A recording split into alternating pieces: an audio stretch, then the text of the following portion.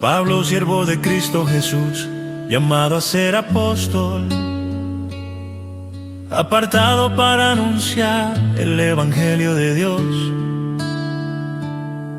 que por medio de sus profetas ya había prometido en las sagradas Escrituras. Este mensaje habla de su Hijo, quien según la naturaleza humana era descendiente de David, pero según el Espíritu de Santidad fue designado con poder Hijo de Dios por la resurrección. Él es Jesucristo nuestro Señor. Por medio de Él y en honor a su nombre recibimos la gracia y el llamado a ser apóstol para persuadir a todas las naciones que obedezcan a la fe. Entre ellas están incluidos también ustedes, a quienes Jesucristo ha llamado. Les escribo a todos los amados de Dios que están en Roma, que han sido llamados a ser su pueblo santo. Que Dios nuestro Padre y el Señor Jesucristo les concedan gracia y paz. En primer lugar, doy gracias a mi Dios por medio de Jesucristo por todos ustedes, pues en el mundo entero se habla bien de su fe.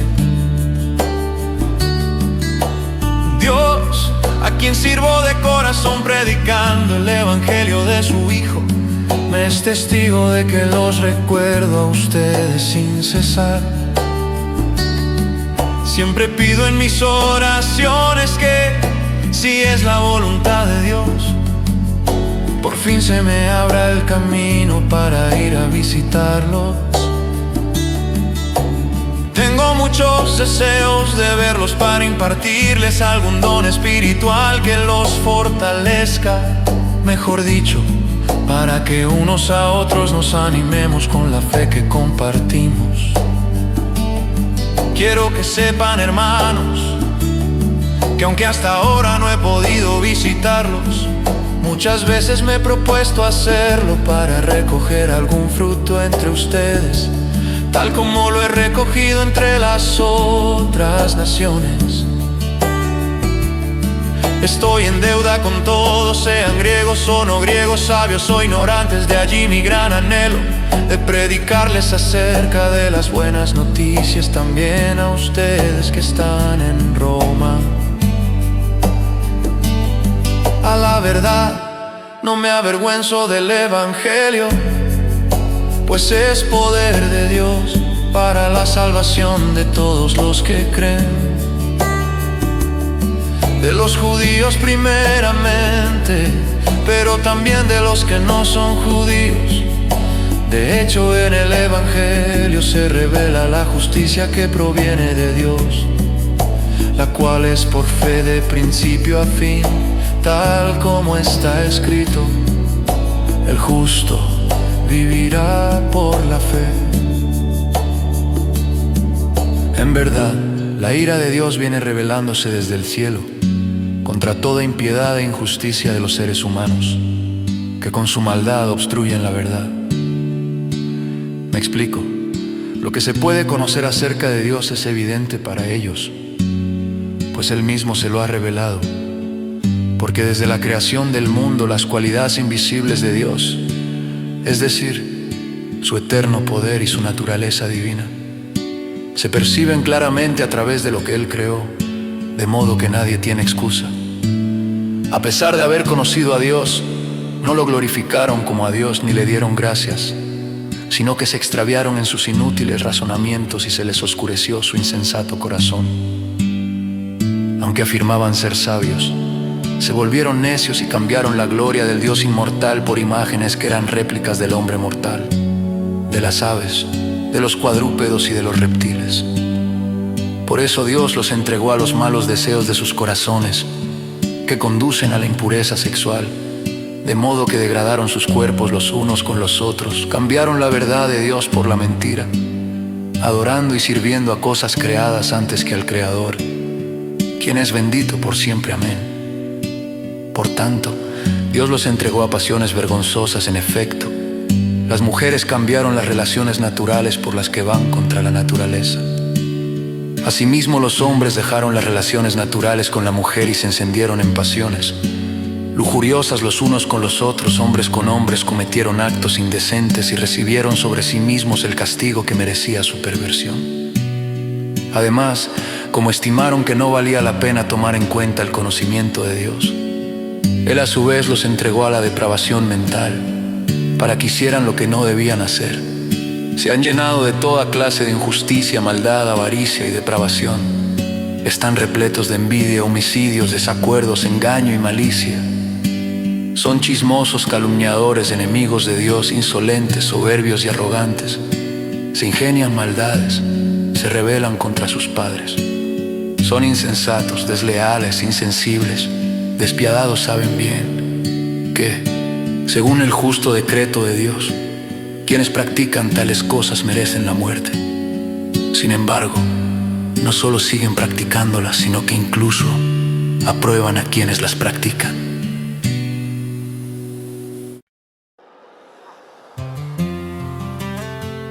Por tanto, no tienes excusa tú, quien quiera que seas,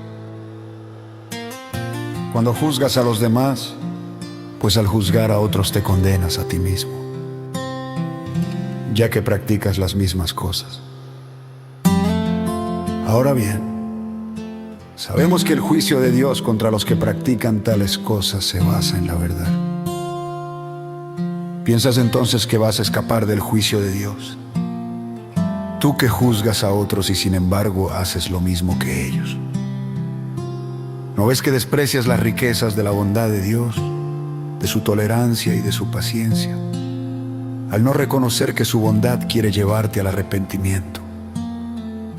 Pero por tu obstinación y por tu corazón sin arrepentimiento, sigues acumulando castigo contra ti mismo para el día de la ira, cuando Dios revelará su justo juicio. Porque Dios pagará a cada uno según lo que merezcan sus obras. Él dará vida eterna a los que, perseverando en las buenas obras, buscan gloria, honor e inmortalidad.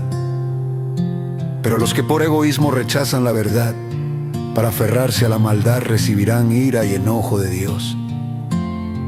Habrá sufrimiento y angustia para todos los que hacen el mal, los judíos primeramente y también los que no son judíos.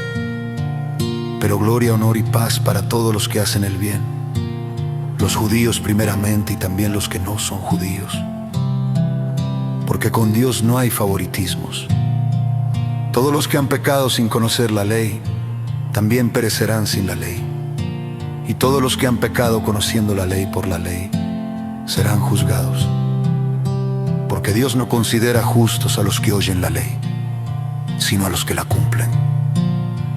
De hecho, cuando los no judíos, que no tienen la ley, cumplen por naturaleza lo que la ley exige, ellos son ley para sí mismos, aunque no tengan la ley.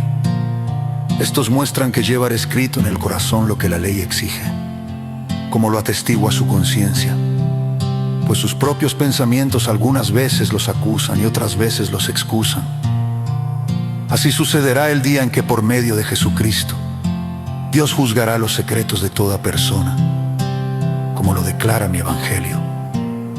Ahora bien, tú que llevas el nombre de judío, que dependes de la ley y te jactas de tu relación con Dios, que conoces su voluntad y sabes discernir lo que es mejor, porque eres instruido por la ley, que estás convencido de ser guía de los ciegos y luz de los que están en la oscuridad, instructor de los ignorantes, maestro de los sencillos, pues tienes en la ley la esencia misma del conocimiento y de la verdad. En fin, tú que enseñas a otros, no te enseñas a ti mismo. Tú que predicas contra el robo, robas. Tú que dices que no se debe cometer adulterio, adulteras. Tú que aborreces a los ídolos, robas de sus templos. Tú que te jactas de la ley, deshonras a Dios quebrantando la ley. Así está escrito: por causa de ustedes se blasfema el nombre de Dios entre los no judíos. La circuncisión tiene valor si observas la ley, pero si la quebrantas, vienes a ser como un incircunciso. Por lo tanto, si los no judíos cumplen los requisitos de la ley, no se les considerará como si estuvieran circuncidados. El que no está físicamente circuncidado, pero obedece la ley, te condenará a ti que, a pesar de tener el mandamiento escrito y la circuncisión, quebrantas la ley. Lo exterior no hace a nadie judío, ni consiste la circuncisión en una señal en el cuerpo. El verdadero judío lo es interiormente, y la circuncisión es la del corazón, la que realiza el espíritu, no el mandamiento escrito. Al que es judío, así lo alaba Dios y no la gente.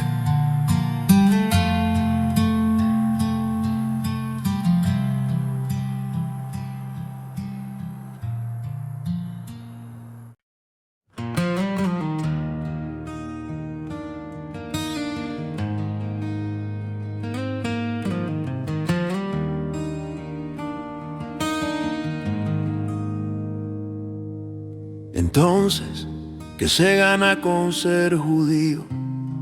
¿O qué valor tiene la circuncisión? Mucho desde cualquier punto de vista. En primer lugar, a los judíos se les confiaron las palabras mismas de Dios. Pero entonces, si algunos no creyeron, ¿acaso su incredulidad anula la fidelidad de Dios? De ninguna manera. Dios es siempre veraz, aunque el hombre sea mentiroso. Así está escrito, por eso eres justo en tu sentencia y triunfarás cuando te juzguen. Pero si nuestra injusticia pone de relieve la justicia de Dios, ¿qué diremos? Que Dios es injusto al descargar sobre nosotros su ira. Hablo en términos humanos, de ninguna manera. Si así fuera, ¿cómo podría Dios juzgar al mundo? Alguien podría objetar: si mi mentira destaca la verdad de Dios, y así aumenta su gloria, porque todavía se me juzga como pecador.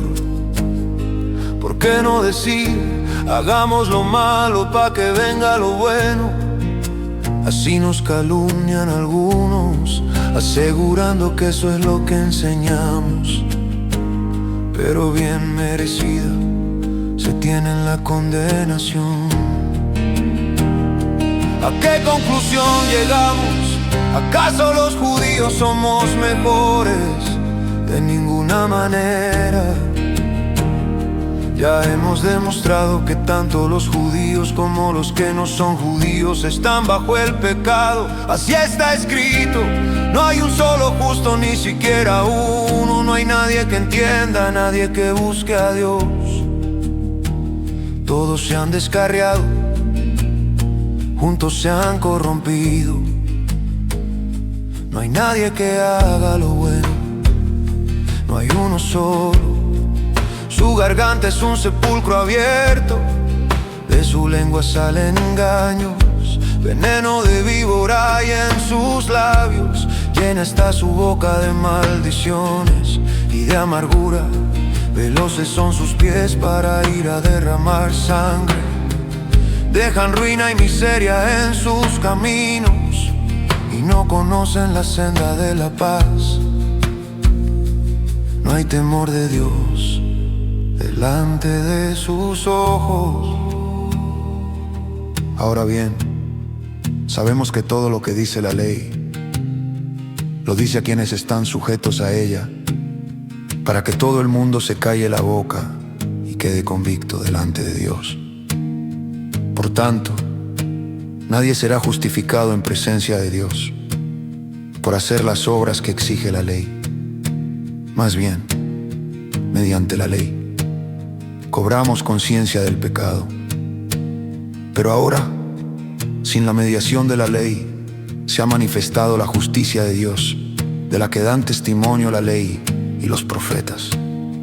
Esta justicia de Dios llega mediante la fe en Jesucristo a todos los que creen. De hecho, no hay distinción, pues todos han pecado y están privados de la gloria de Dios.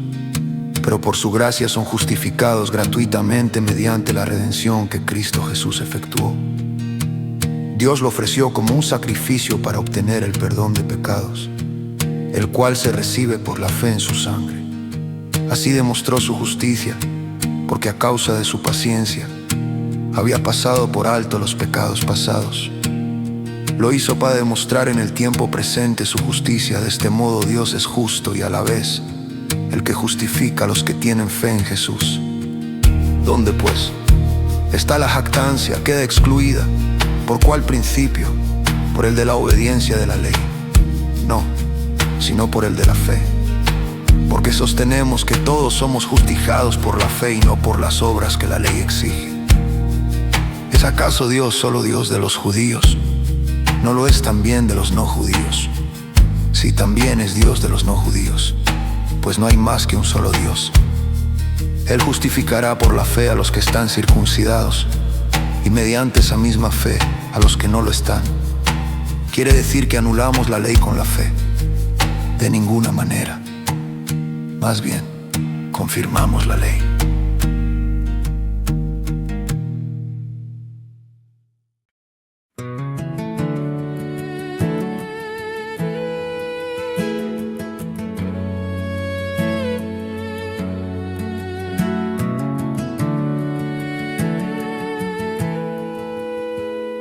Entonces, ¿qué diremos en el caso de nuestro antepasado Abraham?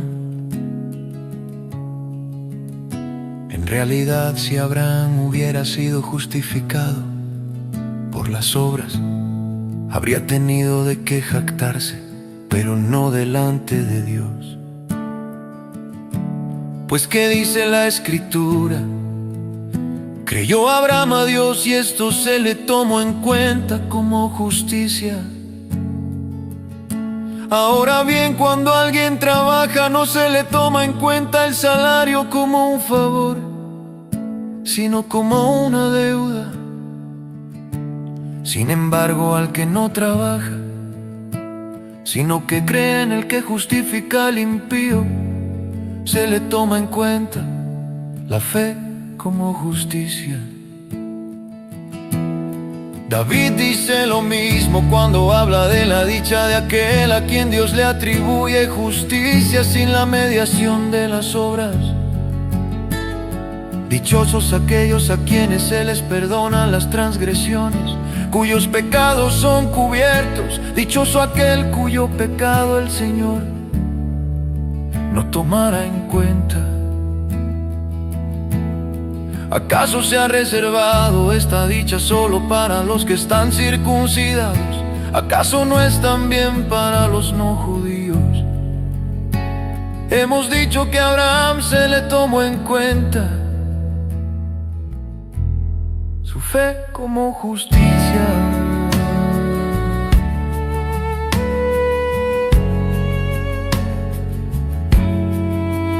¿Bajo qué circunstancias sucedió esto? ¿Fue antes o después de ser circuncidado? Antes y no después. Es más, cuando todavía no estaba circuncidado, recibió la señal de la circuncisión como sello de la justicia que se le había tomado en cuenta por la fe. Por tanto, Abraham es padre de todos los que creen, aunque no hayan sido circuncidados, y a estos se les toma en cuenta su fe como justicia. Y también es padre de aquellos que además de haber sido circuncidados, siguen los pasos de nuestro padre Abraham, quien creyó cuando todavía era incircunciso. En efecto, no fue mediante la ley como Abraham y su descendencia recibieron la promesa de que él sería heredero del mundo, sino mediante la fe, la cual se le tomó en cuenta como justicia. Porque si los que viven por la ley fueran los herederos, entonces la fe no tendría ya ningún valor y la promesa no serviría de nada. La ley, en efecto, trae castigo, pero donde no hay ley, tampoco hay transgresión. Por eso la promesa viene por la fe, a fin de que por la gracia quede garantizada para toda la descendencia de Abraham. Esta promesa no es solo para los que son de la ley, sino para los que son también de la fe de Abraham. ¿Quién es el Padre que tenemos en común delante de Dios? Tal como está escrito: te he confirmado como Padre de muchas naciones. Así que Abraham creyó en el Dios que da vida a los muertos y que llama a las cosas que no son como si ya existieran. Contra toda esperanza Abraham creyó y esperó, y de este modo llegó a ser padre de muchas naciones, tal como se le había dicho. Así de numerosa será tu descendencia.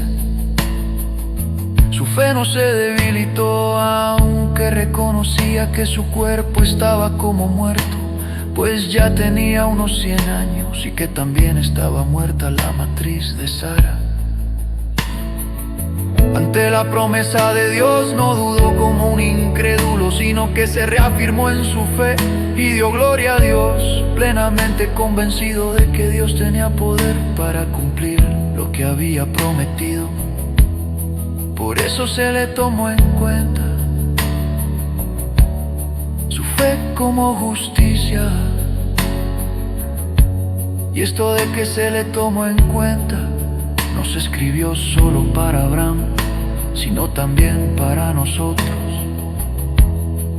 Dios tomará en cuenta nuestra fe como justicia, pues creemos en aquel que levantó de entre los muertos a Jesús nuestro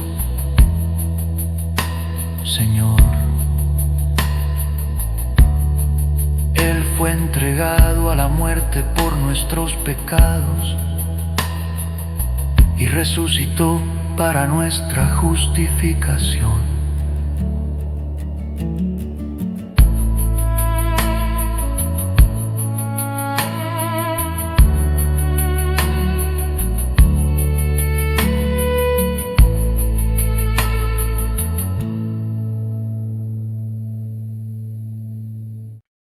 En consecuencia, ya que hemos sido justificados mediante la fe, tenemos paz con Dios por medio de nuestro Señor Jesucristo. También por medio de Él y mediante la fe tenemos acceso a esta gracia en la cual nos mantenemos firmes. Así que nos regocijamos en la esperanza de alcanzar la gloria de Dios. Y no solo en esto, sino también en nuestros sufrimientos, porque sabemos que el sufrimiento produce perseverancia. La perseverancia, entereza de carácter. La entereza de carácter, esperanza. Y esta esperanza no nos defrauda, porque Dios ha derramado su amor en nuestro corazón por el Espíritu Santo que nos ha dado. A la verdad, como éramos incapaces de salvarnos, en el tiempo señalado, Cristo murió por los impíos. Difícilmente habrá quien muera por un justo, aunque tal vez haya quien se atreva a morir por una persona buena. Pero Dios demuestra su amor por nosotros en esto, en que cuando todavía éramos pecadores, Cristo murió por nosotros. Y ahora que hemos sido justificados por su sangre, con cuánta más razón, por medio de él seremos salvados del castigo de Dios. Porque si cuando éramos enemigos de Dios, fuimos reconciliados con él mediante la muerte de su Hijo, con cuánta más razón, habiendo sido reconciliados, seremos salvados por su vida. Y no solo esto, sino que también nos regocijamos en Dios por nuestro Señor Jesucristo, pues gracias a él ya hemos recibido la reconciliación. Por medio de un solo hombre el pecado entró en el mundo, y por medio del pecado entró la muerte. Fue así como la muerte pasó a toda la humanidad, porque todos pecaron. Antes de promulgarse la ley ya existía el pecado en el mundo. Es cierto que el pecado no se toma en cuenta cuando no hay ley.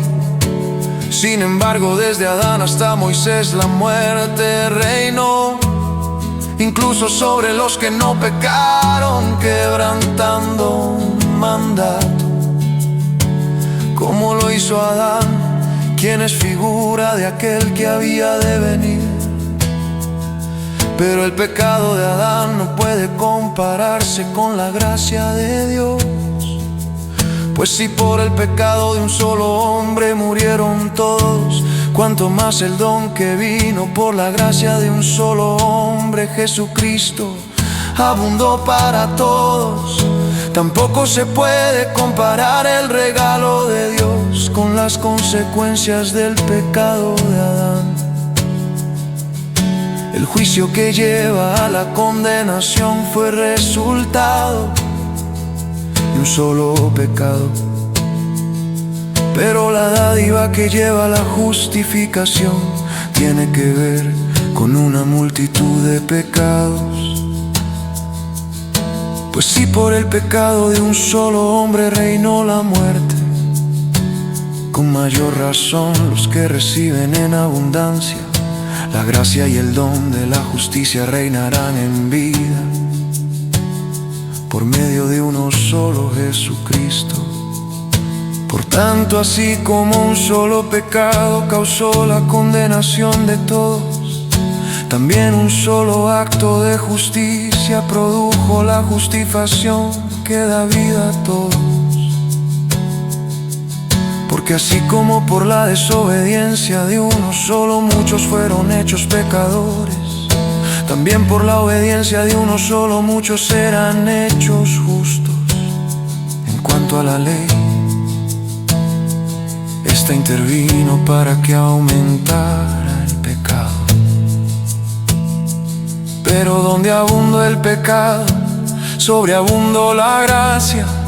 Y así como reinó el pecado en la muerte, reine también la gracia que nos trae justificación y vida eterna por medio de Jesucristo, nuestro Señor.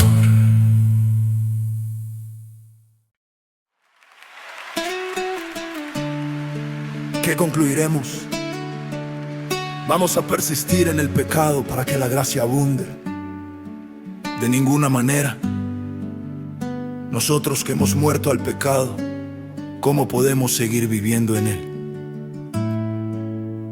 ¿Acaso no saben ustedes que todos los que fuimos bautizados para unirnos con Cristo Jesús en realidad fuimos bautizados para participar en su muerte? Por tanto, mediante el bautismo fuimos sepultados con él en su muerte. De modo que, así como Cristo resucitó por el glorioso poder del Padre, también nosotros andemos en una vida nueva.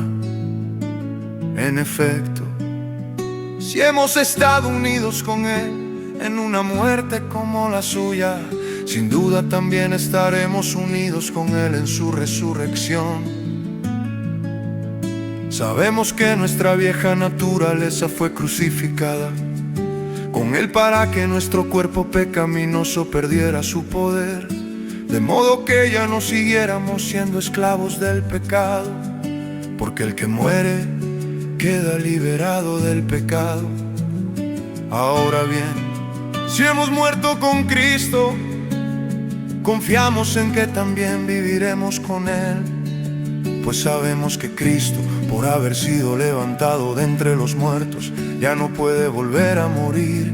La muerte ya no tiene dominio sobre Él. En cuanto a su muerte, murió al pecado una vez y para siempre.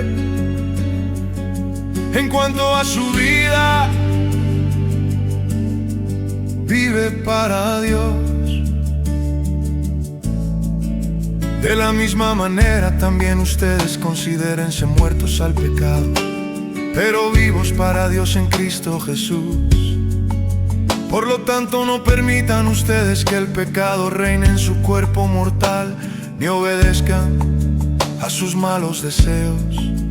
No ofrezcan los miembros de su cuerpo al pecado como instrumentos de injusticia. Al contrario, ofrézcanse más bien a Dios como quienes han vuelto de la muerte a la vida, presentando los miembros de su cuerpo como instrumentos de justicia. Así el pecado no tendrá dominio sobre ustedes, porque ya no están bajo la ley, sino bajo la gracia. Entonces, ¿qué? ¿Vamos a pecar porque no estamos ya bajo la ley, sino bajo la gracia? De ninguna manera. ¿Acaso no saben ustedes que cuando se entregan a alguien para obedecerlo, son esclavos de aquel a quien obedecen? Claro que lo son, ya sea del pecado que lleva a la muerte o de la obediencia que lleva a la justicia. Pero gracias a Dios que aunque antes eran esclavos del pecado, ya se han sometido de corazón a la enseñanza que les fue transmitida. En efecto, habiendo sido liberados del pecado, ahora son ustedes esclavos de la justicia. Hablo en términos humanos por las limitaciones de su naturaleza humana. Antes ofrecían ustedes los miembros de su cuerpo para servir a la impureza que lleva más y más a la maldad. Ofrézcanlos ahora para servir a la justicia que lleva a la santidad. Cuando ustedes eran esclavos del pecado, estaban libres del dominio de la justicia. ¿Qué fruto cosechaban entonces? Cosas que ahora los avergüenzan y que conducen a la muerte. Pero ahora que han sido liberados del pecado y se han puesto al servicio de Dios, cosechan la santidad que conduce a la vida eterna. Porque la paga del pecado es muerte, mientras que el regalo de Dios es vida eterna en Cristo Jesús, nuestro Señor.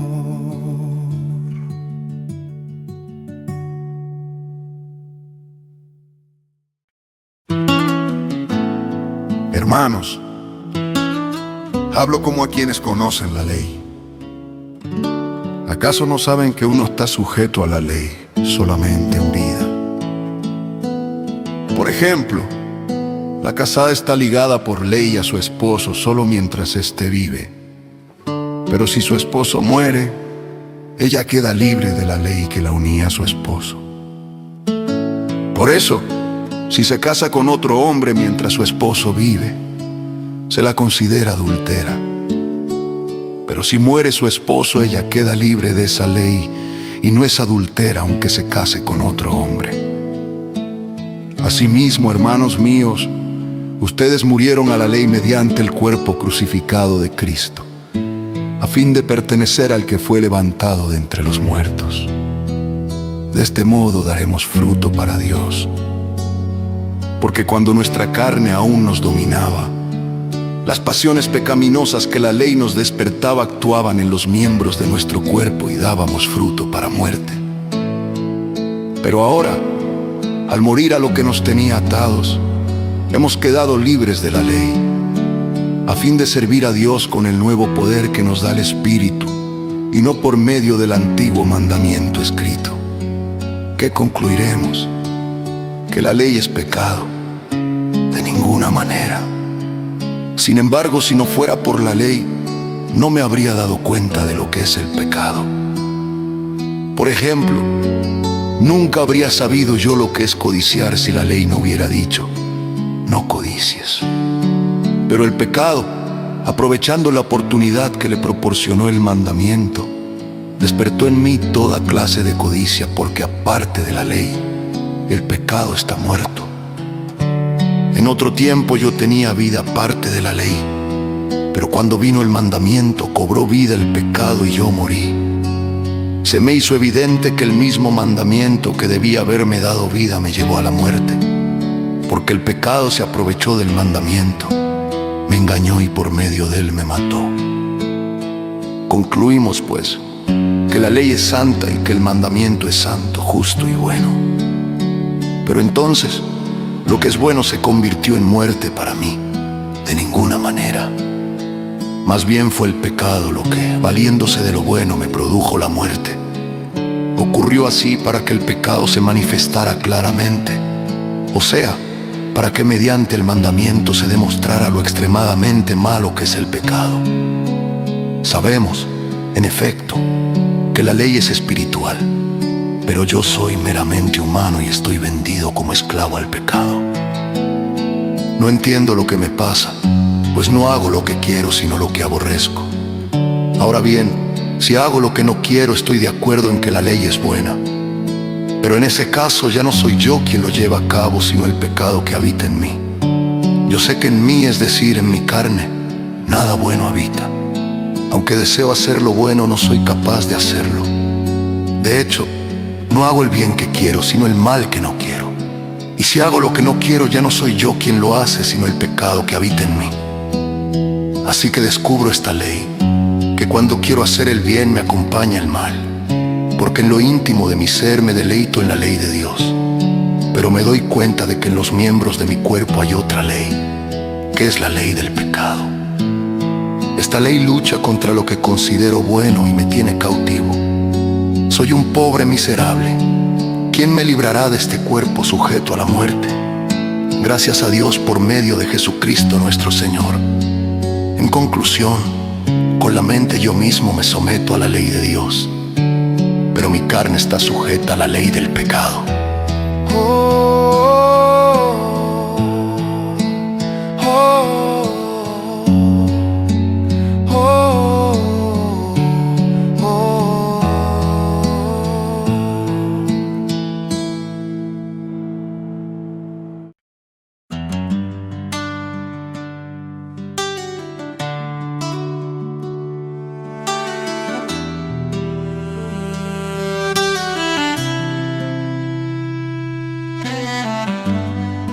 Por lo tanto, ya no hay ninguna condenación para los que están en Cristo Jesús. Pues por medio de Él, la ley del Espíritu de vida te ha liberado de la ley del pecado y de la muerte. En efecto, la ley no pudo liberarnos, porque la carne anuló su poder. Por eso Dios envió a su propio Hijo en una condición semejante a la de los pecadores, para que se ofreciera en sacrificio por el pecado. Así condenó Dios al pecado en la carne, a fin de que la justa demanda de la ley se cumpliera en nosotros, que no vivimos según la carne, sino según el Espíritu. Los que viven conforme a la carne fijan la mente en lo los deseos de la carne. En cambio, los que viven conforme al Espíritu fijan la mente en los deseos del Espíritu. La mente gobernada por la carne es muerte, mientras que la mente que proviene del Espíritu es vida y paz. La mente gobernada por la carne es enemiga de Dios, pues no se somete a la ley de Dios, ni es capaz de hacerlo. Los que viven según la carne no pueden agradar a Dios. Sin embargo, ustedes no viven según la carne, sino según el Espíritu, si es que el Espíritu de Dios vive en ustedes. Y si alguno no tiene el Espíritu de Cristo, no es de Cristo. Pero si Cristo está en ustedes, el cuerpo está muerto a causa del pecado, pero el Espíritu que está en ustedes es vida a causa de la justicia. Y si el Espíritu de aquel que levantó a Jesús de entre los muertos vive en ustedes, el mismo que levantó a Cristo de entre los muertos también dará vida a sus cuerpos mortales por medio de su Espíritu que vive en ustedes. Por tanto, hermanos, tenemos una obligación, pero no es la de vivir conforme a la carne, porque si ustedes viven conforme a ella morirán. Pero si por medio del Espíritu dan muerte a los malos hábitos del cuerpo, vivirán. Porque todos los que son guiados por el Espíritu de Dios son hijos de Dios. Y ustedes no recibieron un espíritu que de nuevo los esclavice al miedo, sino el Espíritu que los adopta como hijos y les permite clamar: Abba, Padre. El Espíritu mismo asegura a nuestro espíritu que somos hijos de Dios. Y si somos hijos, somos herederos, herederos de Dios y coherederos con Cristo. Pues si ahora sufrimos con Él, también tendremos parte con Él en su gloria. De hecho, considero que en nada se comparan los sufrimientos actuales con la gloria que habrá de revelarse a nosotros.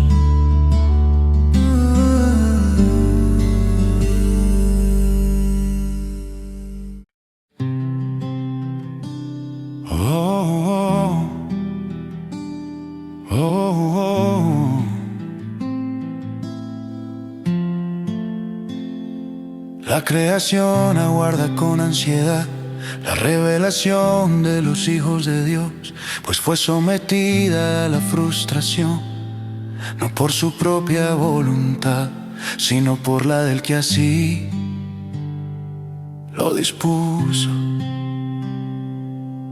Pero queda la firme esperanza de que la creación misma ha de ser liberada de la corrupción que la esclaviza, para así alcanzar la gloriosa libertad de los hijos de Dios. Sabemos que toda la creación todavía gime a una, como si tuviera dolores de parto. Y no solo ella, sino también nosotros mismos, que tenemos las primicias del Espíritu, gemimos interiormente mientras aguardamos nuestra adopción como hijos, es decir, la redención de nuestro cuerpo. Porque en esa esperanza fuimos salvados. Pero esperar lo que ya se ve no es esperanza. Quien espera lo que ya ve Pero si esperamos lo que todavía no vemos, en la espera mostramos nuestra constancia. Asimismo, en nuestra debilidad, el Espíritu acude a ayudarnos. No sabemos qué pedir, pero el Espíritu mismo intercede por nosotros con gemidos que no pueden expresarse con palabras. Y Dios, que examina los corazones, sabe cuál es la intención del Espíritu, porque el Espíritu intercede por los creyentes conforme a la voluntad de Dios. Ahora bien, sabemos que Dios dispone todas las cosas para el bien de quienes lo aman, los que han sido llamados de acuerdo con su propósito. Porque a los que Dios conoció de antemano, también los predestinó a ser transformados según la imagen de su Hijo, para que Él sea el primogénito entre muchos hermanos. A los que predestinó, también los llamó. A los que llamó, también los justificó. Y a los que justificó, también los glorificó. ¿Qué diremos frente a esto? Si Dios está de nuestra parte, ¿quién puede estar en contra nuestra? El que no escatimó ni a su propio Hijo, sino que lo entregó por todos nosotros, ¿cómo no habrá de darnos generosamente junto con Él todas las cosas? ¿Quién acusará a los que Dios ha escogido? Dios es el que justifica. ¿Quién condenará?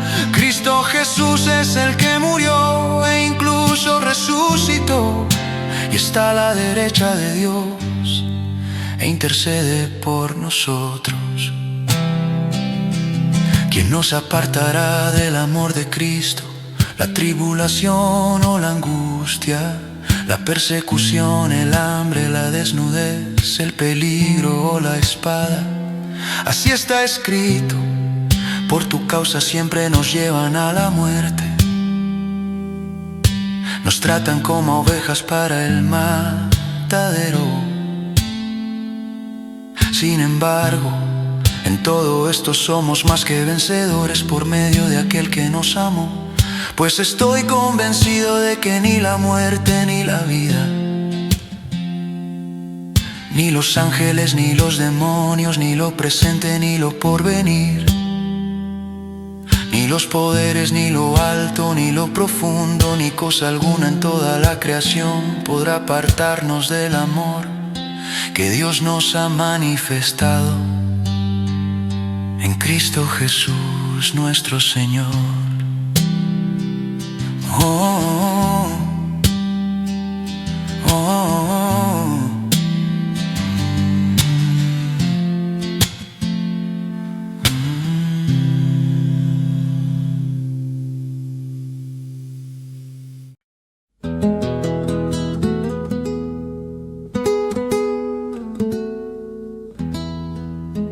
Digo la verdad en Cristo, no miento. Mi conciencia me lo confirma en el Espíritu Santo. Me invade una gran tristeza y me embarga un continuo dolor. Desearía yo mismo ser maldecido y separado de Cristo por el bien de mis hermanos, los de mi propio pueblo, el pueblo de Israel.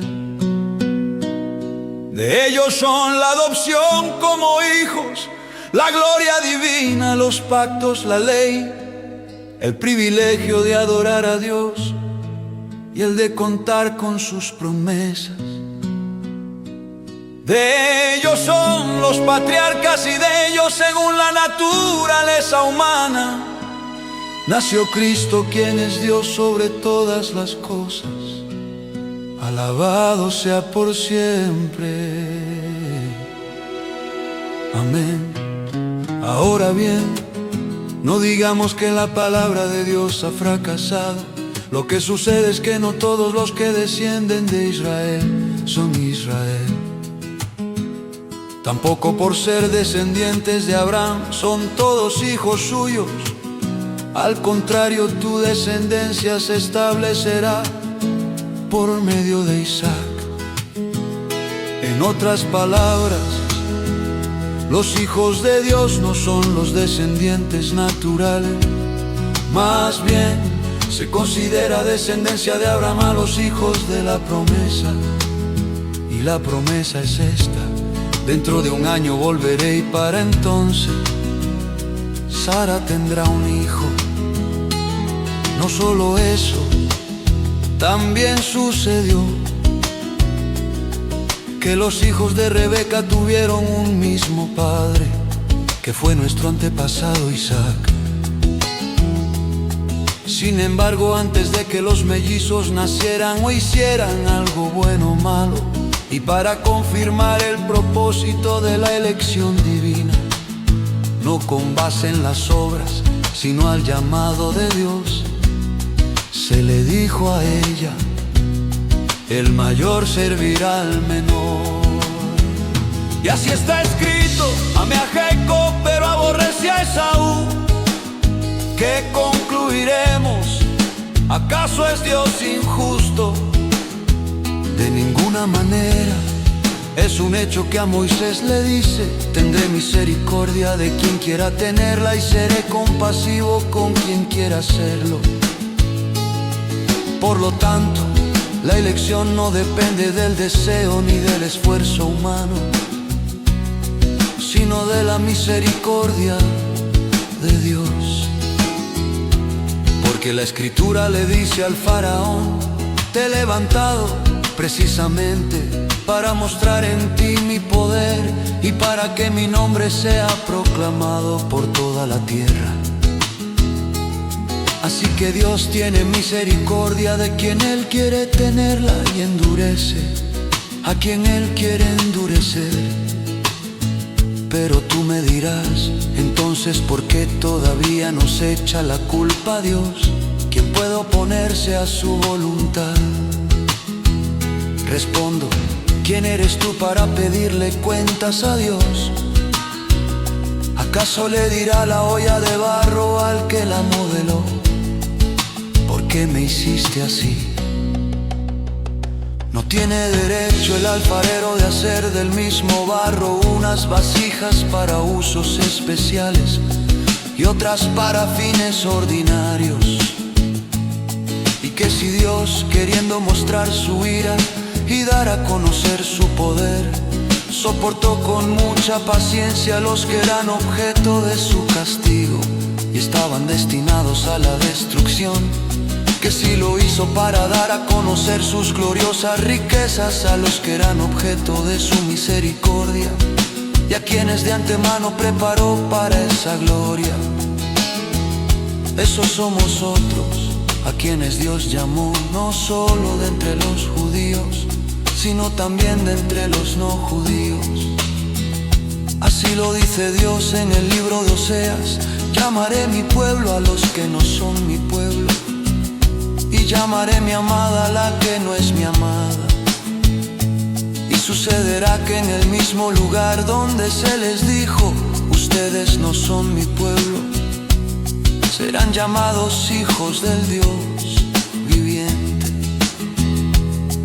Isaías, por su parte, proclama respecto a Israel: aunque los israelitas sean tan numerosos como la arena del mar, solo el remanente será salvo, porque plenamente y sin demora el Señor cumplirá su sentencia en la tierra. Así había dicho Isaías: si el Señor de los ejércitos no nos hubiera dejado descendientes, seríamos ya como Sodoma, nos pareceríamos a Gomorra. ¿Qué concluiremos? Pues que los no judíos que no buscaban la justicia la han alcanzado, me refiero justicia que es por la fe. En cambio Israel, que iba en busca de justicia a través de la ley, no ha alcanzado esa justicia. ¿Por qué no? Porque no la buscaron mediante la fe, sino mediante las obras, como si fuera posible el alcanzarla así. Por eso tropezaron con la piedra de tropiezo, como está escrito: miren, yo pongo en Sion una piedra de tropiezo y una roca que hace caer, pero el que confíe en él no será defraudado.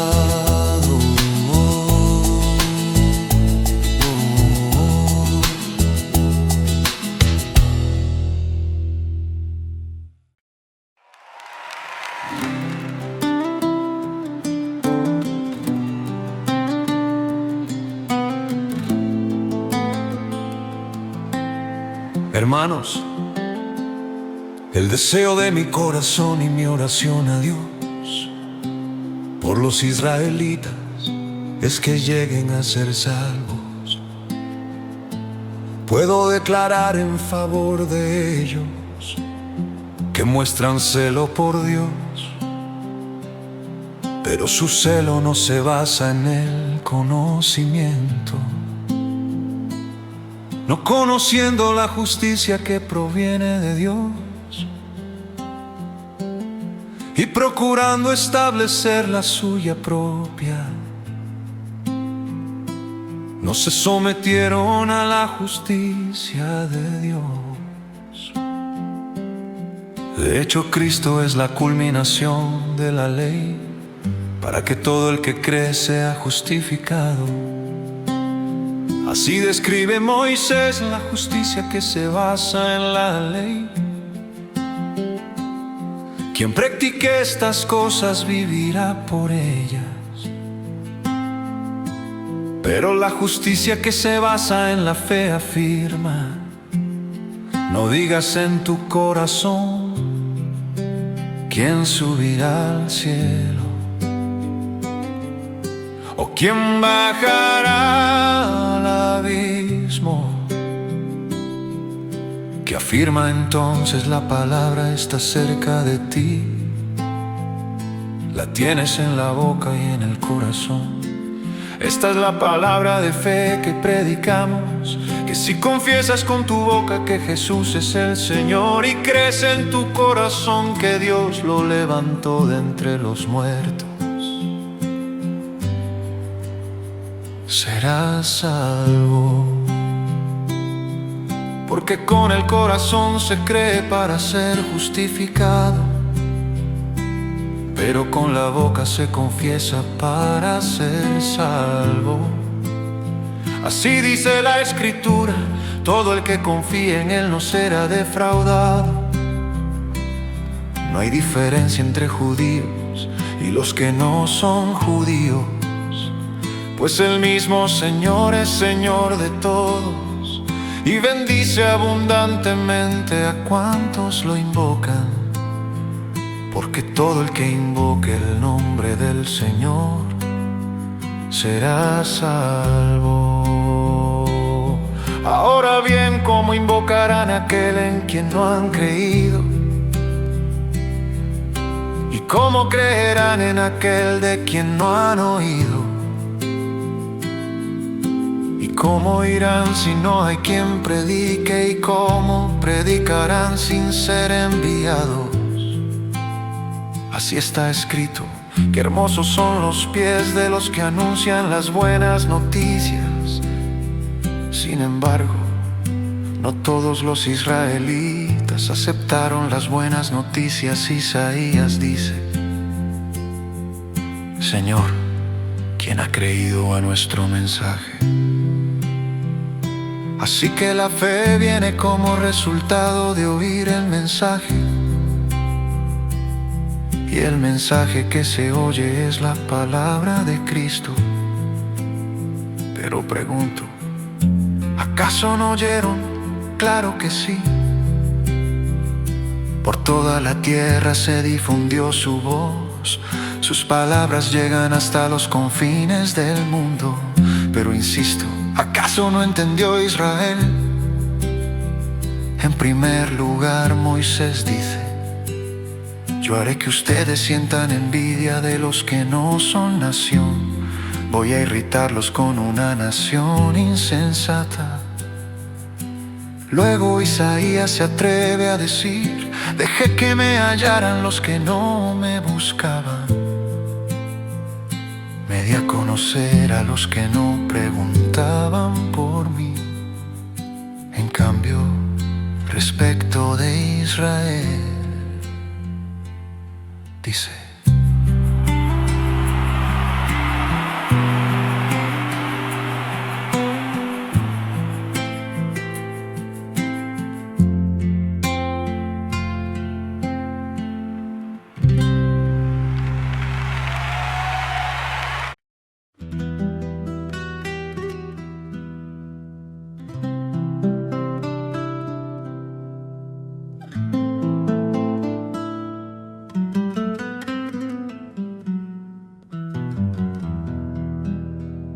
Por lo tanto pregunto, ¿acaso rechazó Dios a su pueblo? De ninguna manera. Yo mismo soy israelita, descendiente de Abraham, de la tribu de Benjamín. Dios no rechazó a su pueblo, al que de antemano conoció. No saben lo que relata la Escritura en cuanto a Elías. Acusó a Israel delante de Dios. Señor, han matado a tus profetas y han derribado tus altares. Yo soy el único que ha quedado con vida y ahora quieren matarme a mí también. ¿Y qué le contestó la voz divina?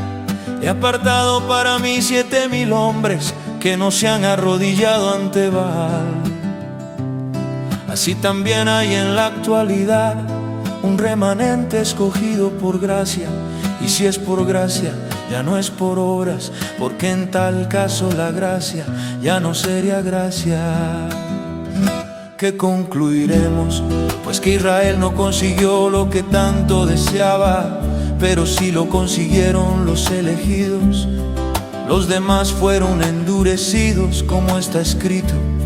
Dios les dio un espíritu insensible, ojos con los que no pueden ver y oídos con los que no pueden oír, hasta el día de hoy.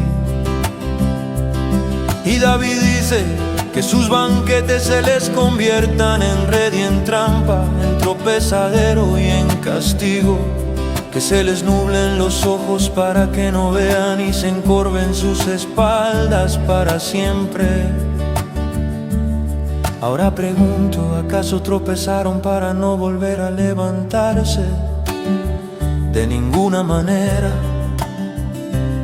Más bien gracias a su desobediencia ha venido la salvación a los no judíos, para que Israel sienta celos. Pero si su desobediencia ha enriquecido al mundo, es decir, si su fracaso ha enriquecido a los no judíos, cuánto mayor será la riqueza que su plena restauración producirá. Me dirijo ahora a ustedes, los no judíos, como apóstol que soy de ustedes. Le hago honor a mi ministerio, pues quisiera ver si de algún modo despierto los celos de mi propio pueblo, para así salvar a algunos de ellos. Pues si el haberlo rechazado dio como resultado la reconciliación entre Dios y el mundo, ¿no será su restitución como volver de la muerte a la vida? Si se consagra la parte de la masa que se ofrece como primicias, también se consagra toda la masa. Si la raíz es santa, también lo son las ramas. Ahora bien es verdad que algunas de las ramas han sido desgajadas y que tú, siendo de olivo silvestre, has sido injertado entre las otras ramas. Ahora participas de la savia nutritiva de la raíz del olivo. Sin embargo, no te vayas a creer en mejor que las ramas originales.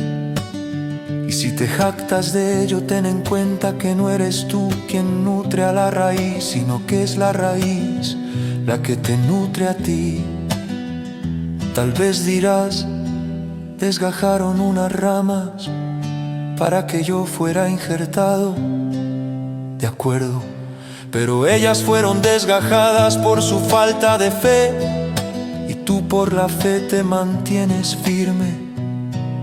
Así que no seas arrogante sino temeroso, porque si Dios no tuvo miramientos con las ramas originales, tampoco los tendrá contigo. Por tanto, considera la bondad y la severidad de Dios, severidad hacia los que cayeron y bondad hacia ti. Pero si no te mantienes en su bondad, tú también serás desgajado. Y si ellos dejan de ser incrédulos, serán injertados, porque Dios tiene poder para injertarlos de nuevo.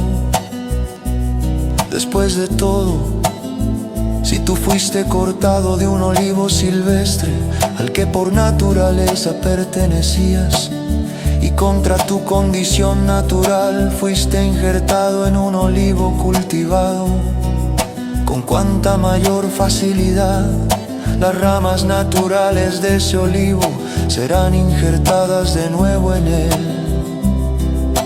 Parte de Israel se ha endurecido y así permanecerá hasta que haya entrado la totalidad de los no judíos. De esta manera todo Israel será salvo, tal como está escrito: el Redentor vendrá de Sión y apartará de Jacob la impiedad.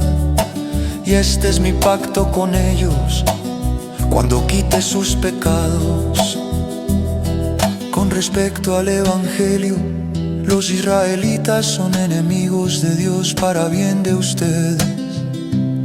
Pero si tomamos en cuenta la elección, son amados de Dios por causa de los patriarcas, porque los regalos de Dios son irrevocables, como lo es también su llamamiento.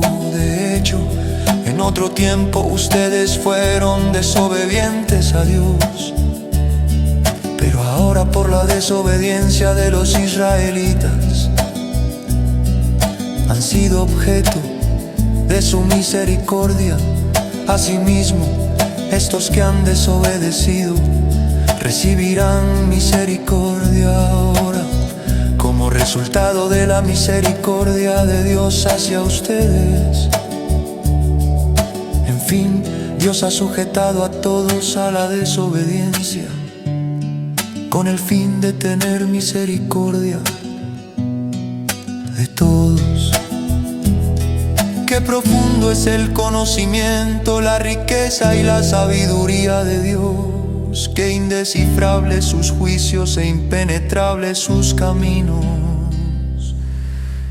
¿Quién ha conocido la mente del Señor, o quién ha sido su consejero? ¿Quién primero dio algo a Dios? Por lo tanto, hermanos, tomando en cuenta la misericordia de Dios, ruego que cada uno de ustedes en adoración espiritual ofrezca su cuerpo como sacrificio vivo, santo y agradable a Dios. No se amolden al mundo actual, sino sean transformados mediante la renovación de su mente. Así podrán comprobar cómo es la voluntad de Dios, buena, agradable y perfecta.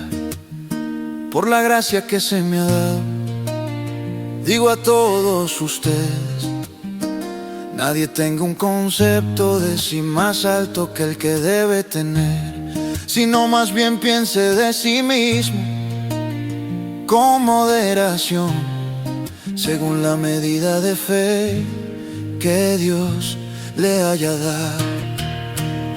Pues así como cada uno de nosotros tiene un solo cuerpo con muchos miembros, y no todos estos miembros desempeñan la misma función, también nosotros, siendo muchos, formamos un solo cuerpo en Cristo, y cada miembro está unido a todos los demás. Tenemos dones diferentes según la gracia que se nos ha dado. Si el don de alguien es el de profecía, que lo use en proporción con su fe. Si es el de prestar un servicio, que lo preste. Si es el de enseñar, que enseñe. Si es el de animar a otros, que los anime. Si es el de socorrer a los necesitados, que dé con generosidad. Si es el de dirigir, que dirija con esmero. Si es el de mostrar compasión, que lo haga con alegría. El amor debe ser sincero, aborrezcan el mal, aférrense al bien. Ámense los unos a los otros con amor fraternal, respetándose y honrándose mutuamente. Nunca dejen de ser diligentes, antes bien sirvan al Señor con el fervor que da el Espíritu. Alégrense en la esperanza, muestren paciencia en el sufrimiento. Perseveren en la oración, ayuden a los hermanos necesitados, practiquen la hospitalidad. Bendigan a quienes los persigan, bendigan y no maldigan. Alégrense con los que están alegres, lloren con los que lloran. Vivan en armonía los unos con los otros, no sean arrogantes, sino háganse solidarios con los humildes. No se crean los únicos que saben, no paguen a nadie mal por mal. Procuren hacer lo bueno delante de todos, si es posible, y en cuanto dependa de ustedes, vivan en paz con todos. No tomen venganza, queridos hermanos, y no dejen el castigo en las manos de Dios, porque está escrito: mía es la venganza, yo pagaré, dice el Señor. Antes bien, si tu enemigo tiene hambre, dale de comer. Si tiene sed, dale de beber. ¿A cuándo así harás que se avergüence de su conducta? No te dejes vencer por el mal, al contrario, vence el mal con el bien.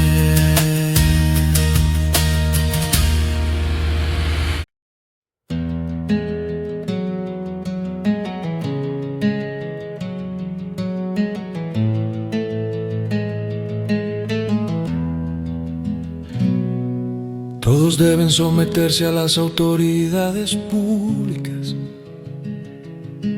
pues no hay autoridad que Dios no haya dispuesto. Así que las que existen fueron establecidas por Él. Por lo tanto, todo el que se opone a la autoridad se rebela contra lo que Dios ha instituido. Los que así proceden recibirán castigo, porque los gobernantes no están para infundir terror a los que hacen lo bueno, sino a los que hacen lo malo. ¿Quieres librarte del miedo a la autoridad? Haz lo bueno y tendrás su aprobación, pues está al servicio de Dios para tu bien. Pero si haces lo malo, entonces debes tener miedo. No en vano lleva la espada, pues está al servicio de Dios para impartir justicia, castigar al malhechor. Así que es necesario someterse a las autoridades, no solo para evitar el castigo, sino también por razones de conciencia. Por eso mismo pagan ustedes impuestos, pues las autoridades están al servicio de Dios, dedicadas precisamente a gobernar. Paguen a cada uno lo que corresponda. Si deben impuestos, paguen los impuestos. Si deben contribuciones, paguen las contribuciones. Al que deban respeto, muéstrenle respeto. Al que deban honor, ríndanle honor. No tengan deudas pendientes con nadie, a no ser la de amarse unos a otros. De hecho, quien ama al prójimo ha cumplido la ley. Porque los mandamientos que dicen no cometas adulterio, no mates, no robes, no codicies y todos los demás mandamientos se resumen en este precepto: ama a tu prójimo como a ti mismo. El amor no perjudica al prójimo, así que el amor es el cumplimiento de la ley. Hagan todo esto estando conscientes del tiempo en que vivimos. Ya es hora de que despierten del sueño, pues nuestra salvación está ahora más cerca que cuando inicialmente creímos. La noche está muy avanzada y ya se acerca el día. Por eso dejemos a un lado las obras de la oscuridad y pongámonos la armadura de la luz. Vivamos decentemente como a la luz del día, no en orgías y borracheras, ni en inmoralidad sexual y libertinaje, ni en desacuerdos y envidias. Más bien revístanse ustedes del Señor Jesucristo y no se preocupen por satisfacer los deseos de la carne. No paguen a nadie mal por mal, procuren hacer lo bueno delante de todos. Si es posible y en cuanto dependa de ustedes, vivan en paz con todos. No tomen venganza, queridos hermanos, y no dejen el castigo en las manos de Dios, porque está escrito: mía es la venganza, yo pagaré, dice el Señor. Antes bien, si tu enemigo tiene hambre, dale de comer; si tiene sed, dale de beber. Actuando así harás que se avergüence de su conducta. No te dejes vencer por el mal, al contrario, vence el mal con el bien.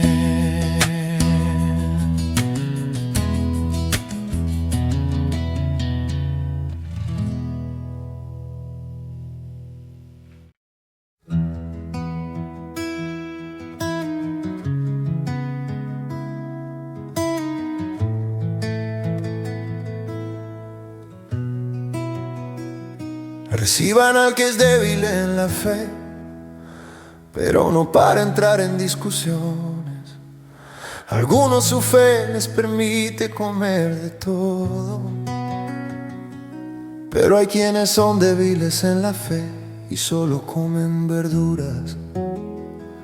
El que come de todo no debe menospreciar al que no come ciertas cosas, y el que no come de todo no debe condenar al que lo hace, pues Dios lo ha aceptado. ¿Quién eres tú para juzgar al siervo de otro? Que se mantenga firme o que caiga es asunto de su propio Señor. Y se mantendrá firme porque el Señor tiene poder para sostenerlo. Hay quien considera que un día tiene más importancia que otro, pero hay quien considera iguales todos los días. Cada uno debe estar firme en sus propias opiniones. El que le da importancia especial a cierto día lo hace para el Señor. El que come de todo, come para el Señor y lo demuestra dándole gracias a Dios. El que no come, para el Señor se abstiene y también da gracias a Dios. Porque ninguno de nosotros vive para sí mismo, ni tampoco muere para sí. Y si vivimos, para el Señor vivimos. Y si morimos, para el Señor morimos. Así pues, sea que vivamos o que muramos, del Señor somos. Para esto mismo murió Cristo y volvió a vivir, para ser Señor tanto de los que han muerto como de los que aún viven. Entonces, ¿por qué juzgas a tu hermano? ¿O tú por qué lo menosprecias? Todos tendremos que comparecer ante el tribunal de Dios. Está escrito, tan cierto como que yo vivo, dice el Señor, ante mí se doblará toda rodilla y toda lengua confesará a Dios. Así que cada uno de nosotros tendrá que dar cuentas de sí a Dios. Por tanto, dejemos de juzgarnos unos a otros, más bien propónganse no poner tropiezos ni obstáculos al hermano. Yo, de mi parte, estoy plenamente convencido en el Señor Jesús de que no hay nada impuro en sí mismo. Si algo es impuro, lo es solamente para quien así lo considera. Ahora bien, si tu hermano se angustia por causa de lo que come, ya no te comportas con amor. No destruyas por causa de la comida al hermano por quien Cristo murió.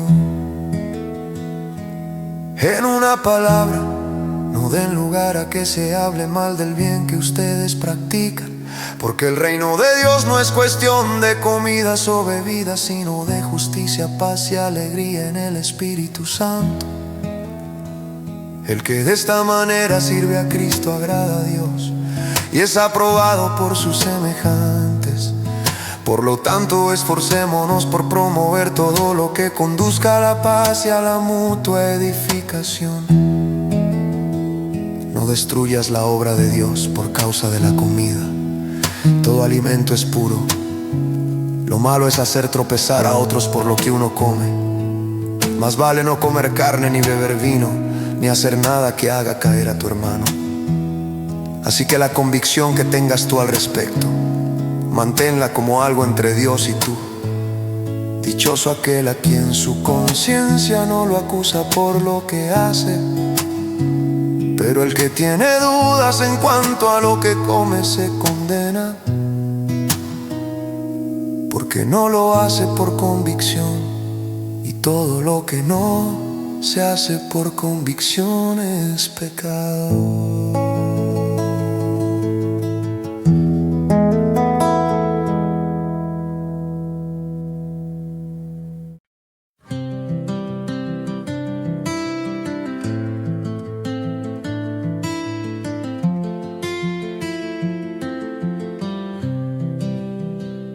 Los fuertes en la fe debemos apoyar a los débiles, en vez de hacer lo que nos agrada. Cada uno debe agradar al prójimo para su bien con el fin de edificarlo, porque ni siquiera Cristo se agradó a sí mismo, sino como está escrito: sobre mí han recaído las burlas de los que te insultan. De hecho, todo lo que se escribió en el pasado se escribió para enseñarnos, a fin de que, alentados por las Escrituras, perseveremos en mantener nuestra esperanza. Que el Dios que infunde aliento y perseverancia les conceda vivir juntos en armonía, conforme al ejemplo de Cristo Jesús, para que con un solo corazón y a una sola voz glorifiquen al Dios y Padre de nuestro Señor Jesucristo. Por tanto, acéptense mutuamente, así como Cristo los aceptó a ustedes para gloria de Dios. Les digo que Cristo se hizo servidor de los judíos para demostrar la fidelidad de Dios, a fin de confirmar las promesas hechas a los patriarcas, y para que los no judíos glorifiquen a Dios por su misericordia.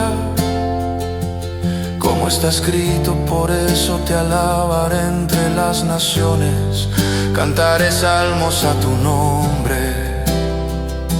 En otro pasaje dice: alégrense naciones con el pueblo de Dios. Y en otra parte: alaben al Señor naciones todas, pueblos todos, cántenle alabanzas.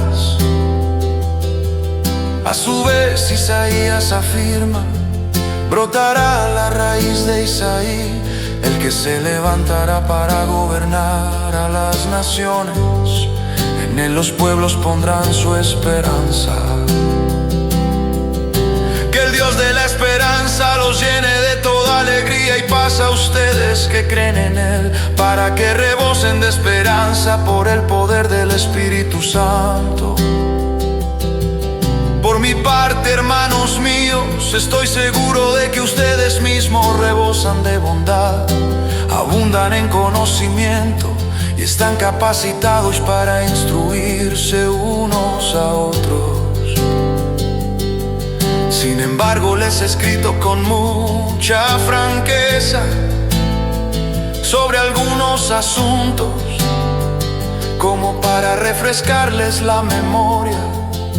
Me he atrevido a hacerlo por causa de la gracia que Dios me dio para ser ministro de Cristo Jesús a los no judíos. Yo tengo el deber sacerdotal de proclamar el Evangelio de Dios, a fin de que los no judíos lleguen a ser una ofrenda aceptable a Dios, santificada por el Espíritu Santo. Por tanto, mi servicio a Dios es para mí motivo de orgullo en Cristo Jesús. No me atreveré a hablar de nada, sino de lo que Cristo ha hecho por medio de mí, para que los no judíos lleguen a obedecer a Dios. Lo he hecho con palabras y obras, mediante poderosas señales y milagros, por el poder del Espíritu de Dios. Así que, habiendo comenzado en Jerusalén, he completado la proclamación del Evangelio de Cristo por todas partes, hasta la región de Iliria. En efecto, mi propósito ha sido predicar las buenas noticias, donde Cristo no sea conocido, para no edificar sobre fundamento ajeno.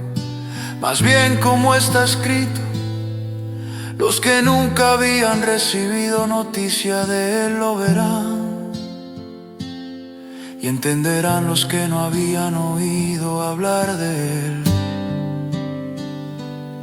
Este trabajo es lo que muchas veces me ha impedido ir a visitarlos, pero ahora que ya no me queda un lugar donde trabajar en estas regiones, y como desde hace muchos años anhelo verlos, tengo planes de visitarlos cuando vaya rumbo a España.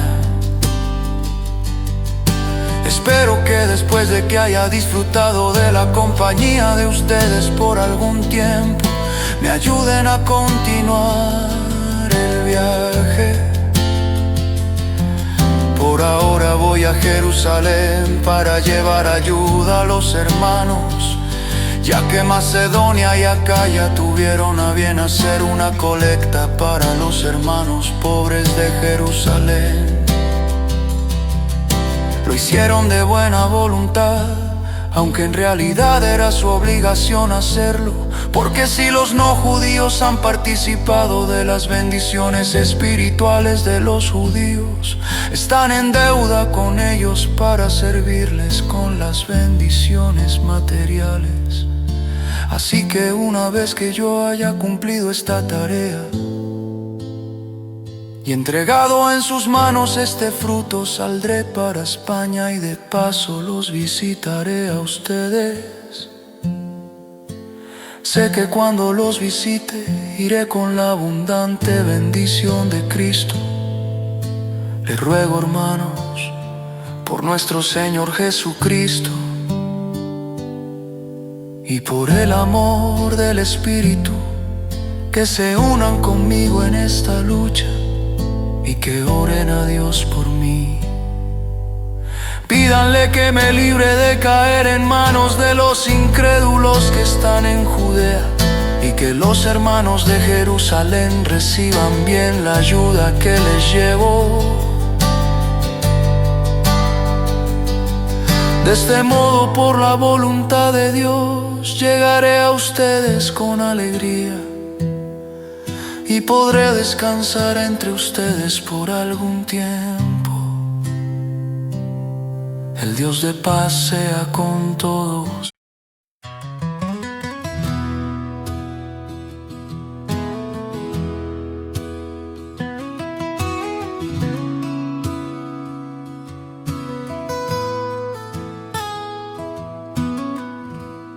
Le recomiendo a nuestra hermana Febe, diaconisa de la iglesia de Cencreas. Pido que la reciban dignamente en el Señor, como conviene hacerlo entre hermanos en la fe. Préstenle toda la ayuda que necesite, porque ella ha ayudado a muchas personas, entre las que me cuento yo.